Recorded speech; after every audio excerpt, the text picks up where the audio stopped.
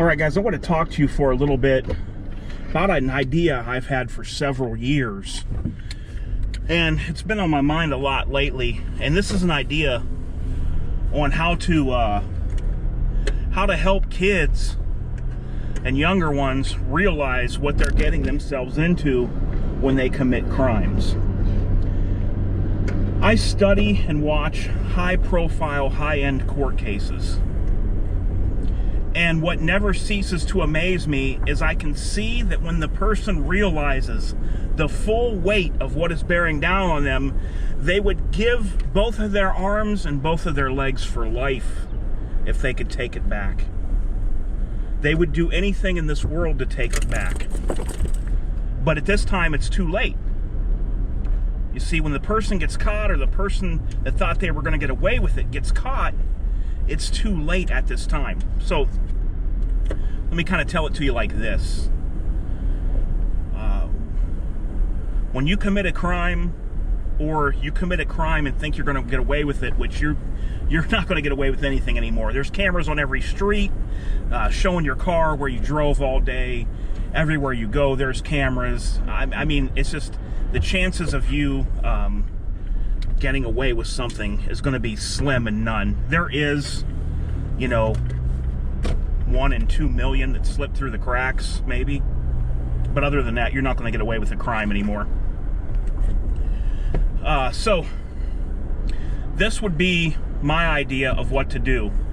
When kids are young, whatever, middle school, high school, that they go on mandatory field trips into a prison where all the prisoners are locked down, can't get to them, or they go to something like the Mansfield Reformatory that's still open but is not a prison that's in use anymore.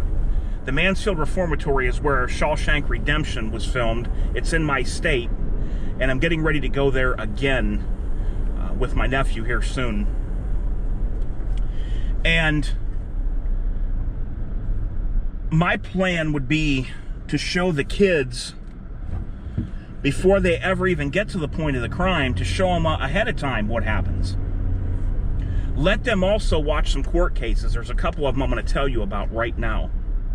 So let's talk about a couple of these court cases. So my idea for a couple of court cases I would show kids, number one is one that I followed very closely, was where the kids, I believe it was in Michigan, one kid was older and he had younger friends with him, and they thought it was really fun to throw big rocks and small boulders into the back of a pickup truck, and they would go up on an overpass and throw these rocks over. Well, guess what happened? Crazy, weird things happen, right? Probably couldn't be duplicated. One of them throws a rock at just the right time. It's much bigger than a rock.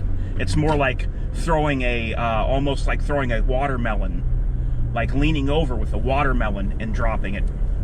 But they let this large rock go, and it just happens to hit just at the right time as a van's coming underneath, crashes right through the window, and instantly kills someone inside.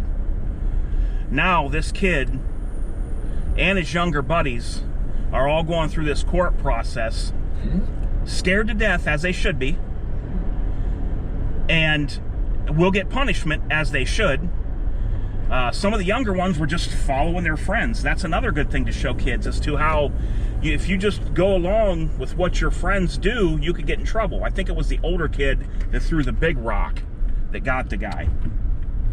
But here's the thing, they're all going to get some kind of charge, and of course the one that threw the big rock should be in prison for the rest of his life. That would be one of the court cases I would show kids in the classroom. I would make it part of the learning process in one of their classes in school to try to deter them from doing crimes up front. Let them see what happens. Most people have no idea how the justice system works.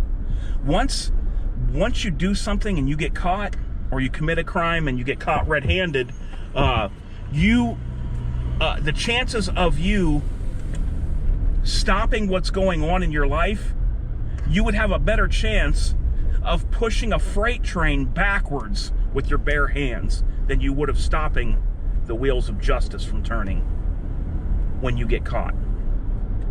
So the other court case I would love for them to see, which you guys might find this interesting. This is something I've never forgotten.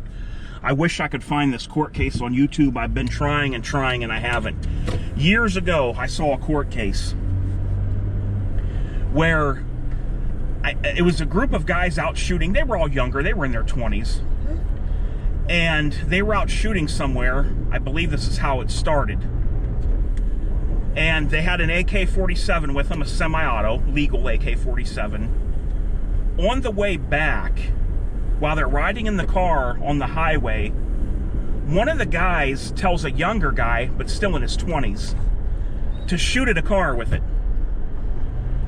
That younger guy shoots at a car, and guess what happens? That bullet goes in and kills the driver. I believe it was the driver. But it goes in and it kills a person inside the vehicle. One shot. Just shooting like from the hip without really sighting in, aiming at the side of the car, it goes in and kills somebody. Now, here's the part I'll never forget. That's not the crazy part. The cocky kid, or the cocky guy, I guess he wasn't a kid, he was over 20, but the cocky guy that told the other guy to shoot the AK, he was going through this trial and he was blowing it off. He didn't think anything was going to happen to him because he told him to shoot that gun, and he did, to shoot at a car, and he did. So the guy that told him to shoot at a car never did any of the shooting or anything, or even held the gun inside of the car. He was getting up on the stand and he was laughing. He had this smirk on his face and, you know, telling his friends and stuff, well, you know, has your mom ever told you that if somebody tells you to jump off a bridge, would you listen to them? You know, they can't get me. You know, I didn't do it. He didn't have to listen to what I say. It's freedom of speech. Let me tell you what the guy got that told him to shoot at a car. That guy got life in prison.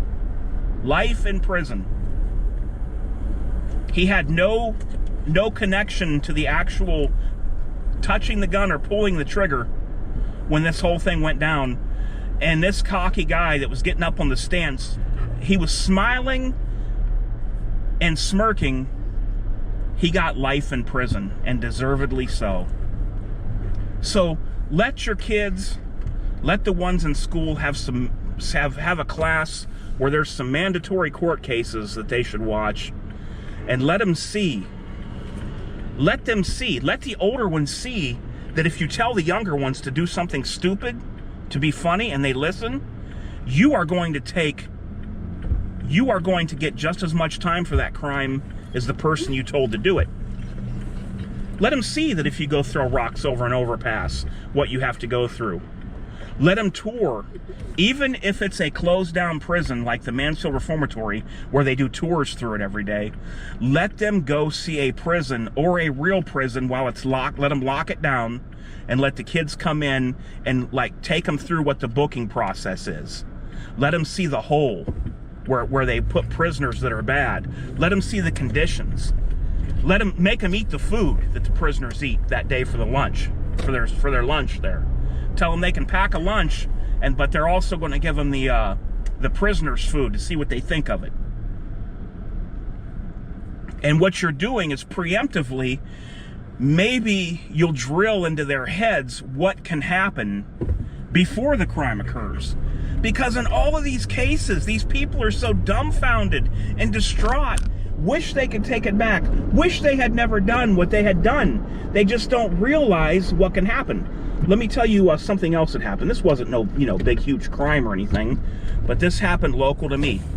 A friend of mine writes for a newspaper, and right before the 2020 election, they had a little Trump rally on the block of a street somewhere not far from me, okay?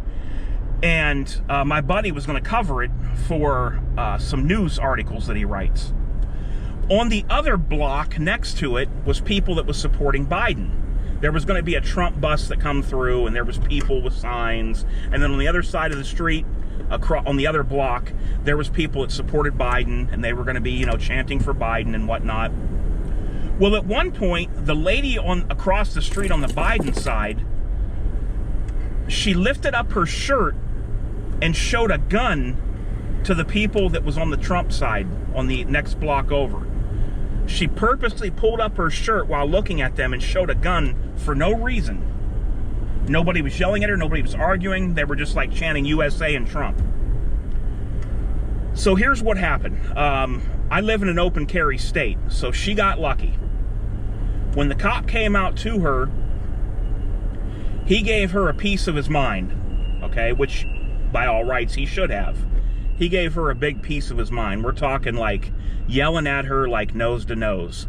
He told her, let me tell you, he told her that if she would have put one finger on that gun when she pulled up her shirt, that she would be going downtown to jail right now in her car, losing the gun, losing her license, losing everything. He said because Ohio was an open carry state and you pulled up your shirt and you didn't touch it, I'm going to let you slide on this. But basically this is what he told her. But if you ever do anything like this again, there's going to be no second chance. So she got really lucky because she was on a fine line, because this is an open carry state. But she purposely pulled up her shirt to show a gun to someone. She didn't pull up her shirt to wipe sweat. That's perfectly fine. You can walk down the street. You could take your shirt off if you're a guy. You could tuck your shirt in if you're a man or a woman and have your gun out. That's perfectly legal.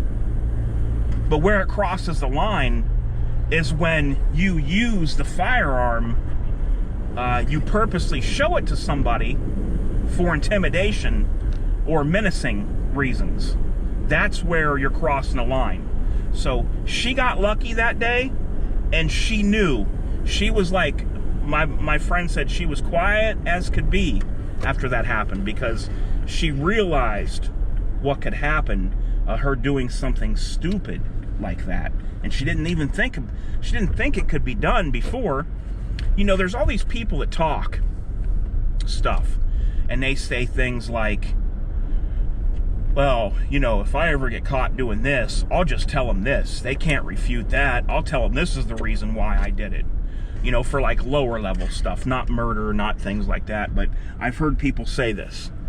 Well, you know, if I do this and a cop says something, or they want to take me downtown and I have to go before a judge, I'm going to tell the judge this. Let me tell you something. These people aren't stupid. And the worst is the people that kill somebody and think they're smart enough to get away with it. There's only like 1 in a million that can get away with it when they kill somebody, when they're in front of an interrogator. Okay, these high-profile FBI guys that are professionals and interrogators that are professionals and do this for a living, you're not going to beat them. You won't. Here's what it would be like. It would be like saying, you go play Michael Jordan at a basketball court. The more points you score against Michael Jordan, the more believable your story is. The more points he scores against you, the less believable that your story is. Well, guess what's going to happen? Michael Jordan is going to score so many points on you that it's going to be like you're not even there, like he's in an empty basketball court. That's exactly what's going to happen. You're not going to have a chance. As so with an investigator or a high-profile interrogator. You are not going to have a chance on this earth. Everybody thinks that they can beat the interrogator because they watch some videos, but when you're face to face, you're going to break. Your body language, when they're in your face doing it, you're going to break. I guarantee it. There's a very, very slight portion of the population that can even try to get close to going toe-to-toe with a professional interrogator. You're not going to be the one. I'm telling you right now. I'm telling you, you're not going to be able to do it. It just doesn't happen. You're going to break, and they're going to break you. So if you think you got these little alibis in your mind for you're doing something wrong and you're going to get out of it, and they can't say this because I can say this, and they won't know because there's no way to prove it, they're going to break you. You'll find out very soon that you can't stand toe-to-toe with a professional, just like you couldn't go play Michael Jordan in a basketball game right now, one-on-one, and ever even think of that you're going to beat him. It just doesn't happen. He's a professional, right? so are these interrogators. So my advice for you is if you're a parent, you know, you're a good parent that watches my video, and I have tons of those, get some of these court cases with the younger ones and the things like I'm talking about, and let your kids watch these court cases. Let them look in the eye of the person as they stand before the judge when they're giving them that sentence of something that went out of control and they never thought they was going to get caught for. Let them see what happens in these trials and that you're not going to get away from it. And this might trigger them into realizing what can happen when they see the whole trial of somebody going through a process. That's just my 2 cents, guys. Let me know what you think, and I'll talk to you real soon, guys. This is DOF, and I am out of there.